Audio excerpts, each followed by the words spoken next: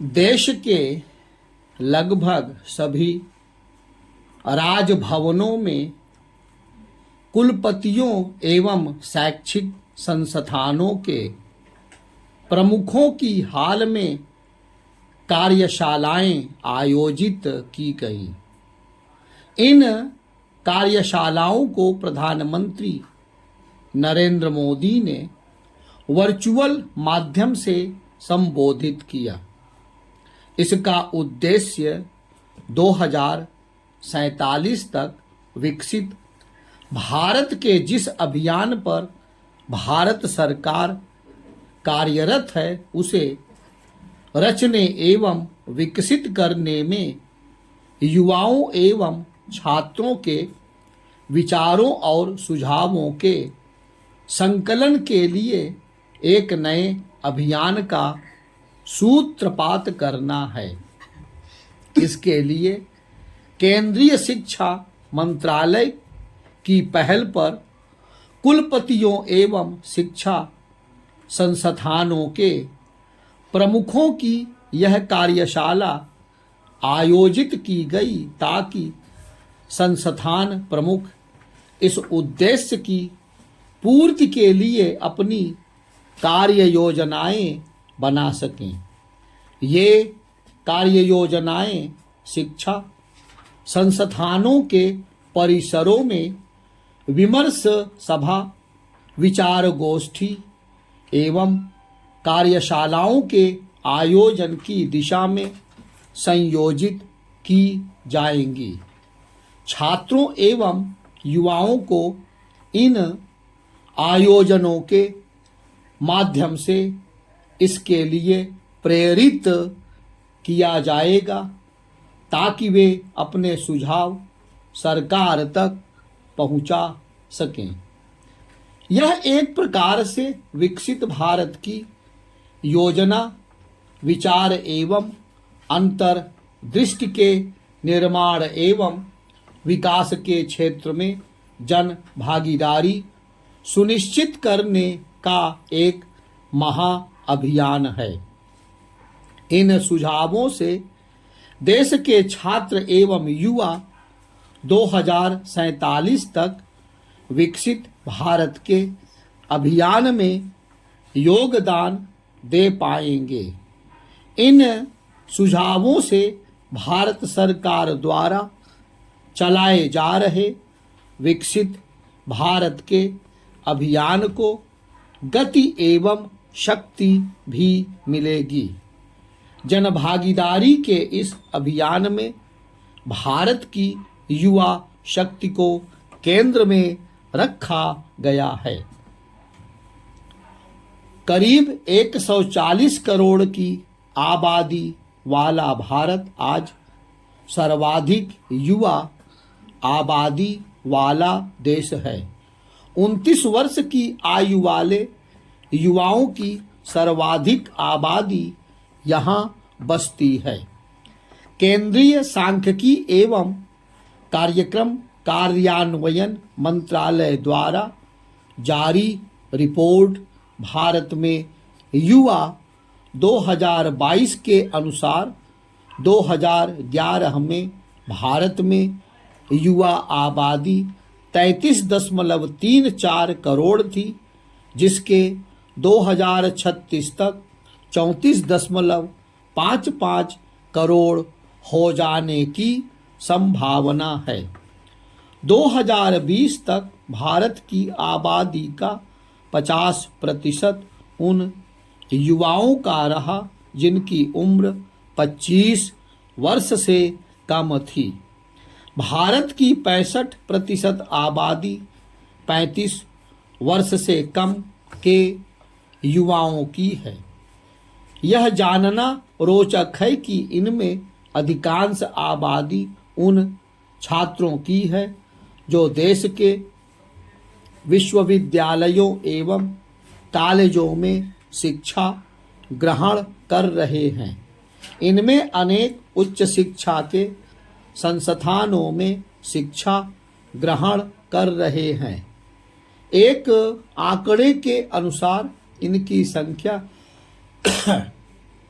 4.33 करोड़ है, जो देश में स्थित 1113 विश्वविद्यालयों एवं विश्वविद्यालय स्तर के संस्थानों, 43,796 कॉलेजों और 11,229 अन्य उच्च शिक्षा संस्थानों में शिक्षा प्राप्त करने में लगे हुए हैं।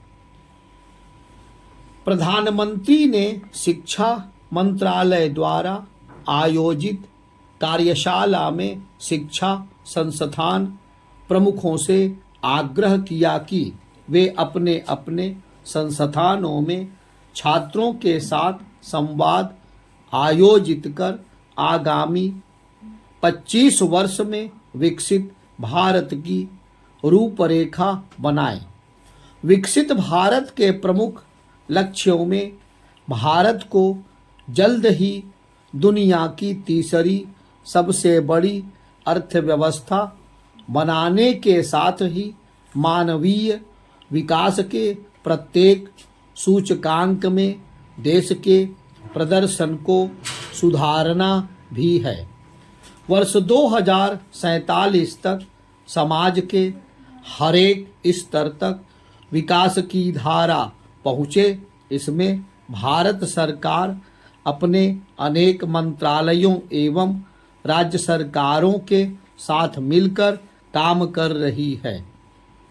इसमें विकसित भारत से संबंधित विचार एवं अंतर्दृष्टि संकलन के ये प्रयास गांव, गिराव एवं समाज के निचले तलों तक पहुंच पाए, इसके लिए सरकार अनेक नई संवाद श्रृंखलाओं की योजना पर काम कर रही है।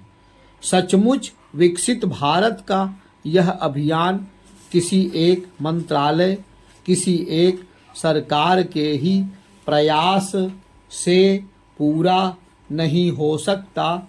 इसमें समाज के हर एक तल, हर स्तर, हर समुदाय एवं जन जन का जुड़ाव निर्मित करने की जरूरत है। चूंकि छात्र एवं युवा किसी भी समाज में नए विचारों का प्रतिनिधित्व करते हैं, इसलिए यही अपेक्षा की जा रही है कि उनकी ओर से दिए जाने वाले सुझाव भारत को विकसित बनाने की राह में उपयोगी सिद्ध होंगे। प्रधानमंत्री मोदी लगातार भविष्य के भारत की अपनी संकल्पना पर काम कर रहे हैं। उनके मनो मस्तिष्क में न केवल 25 वर्ष का भारत अपितु आगामी सदी के भारत की परिकल्पना भी है। इसे वह समय समय पर अपने व्याख्यानों में विमर्श का मुद्दा बनाते रहते हैं। स्वतंत्रता दिवस के अवसर पर भी लाल किले से दिए अपने संबोधन में उन्होंने भविष्य के भारत की संकल्पना को लेकर अपने विचार साझा किए थे।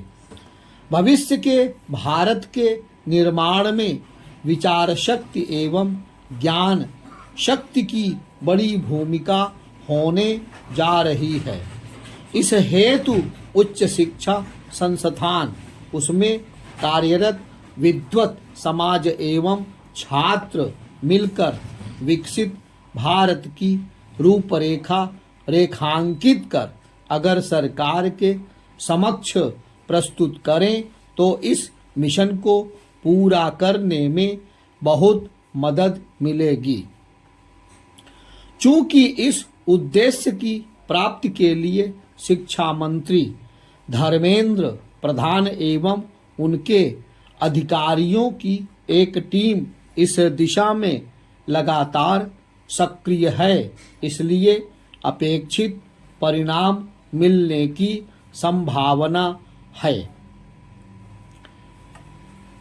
राष्ट्र निर्माण जैसे मिशन की सफलता में बौद्धिकों एवं ज्ञान विज्ञान से जुड़े समूहों से प्राप्त विचार अगर आधार का काम कर सकें तो विकसित भारत बनाने का संकल्प सिद्ध करना संभव हो सकेगा।